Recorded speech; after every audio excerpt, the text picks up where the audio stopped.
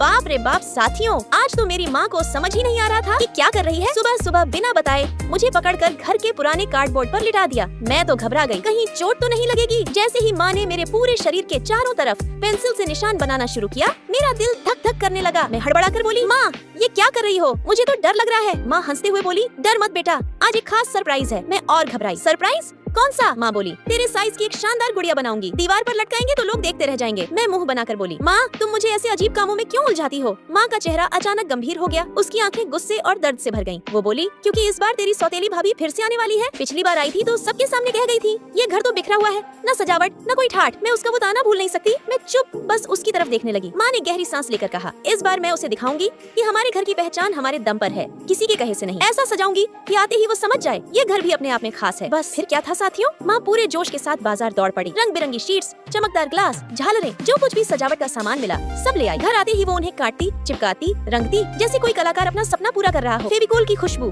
रंगों की चमक और माँ की मेहनत सब मिलकर घर को सजाने लगे। धीरे धीरे वो कार्डबोर्ड पर जो आकार बन रहा था वो बस गुड़िया नहीं थी, वो माँ की उम्मीदों और आत्मसम्मान का प्रतीक बन गया था। वो हर हिस्से को ऐसे जोड़ रही थी जैसे उसमें जान फूंक रही हो। सुनहरे रंग की बॉर्डर, रंग बिरंगे कपड़े, चमचमाते गहने, सब देखकर मैं भी हैरान रह गई। जब गुड़िया पूरी बनकर तैयार हुई तो साथियों, वाह, ये तो किसी बड़े आर्ट वर्क से कम नहीं लग रही थी। माँ के चेहरे पर वो गर्व था, जैसे कह रही हो, हमारा घर किसी की दया से नहीं, अपने हौसले से चमकता है। अब बस इंतजार था उस पल का, जब सौतेली भाभी दरवाजे से अंदर आएगी और ये गुड़िया उसके सामने बोल उठेगी, देखो ये वही घर है जो अपनी मेहनत से खूबसूरत बनता है। लेकिन साथियों, लास्ट में जो हुआ वो तो देखकर आप दंग रह जाओगे। लेकिन उससे पहले रुक जा बालक, मैं तुझे श्राप देती हूँ।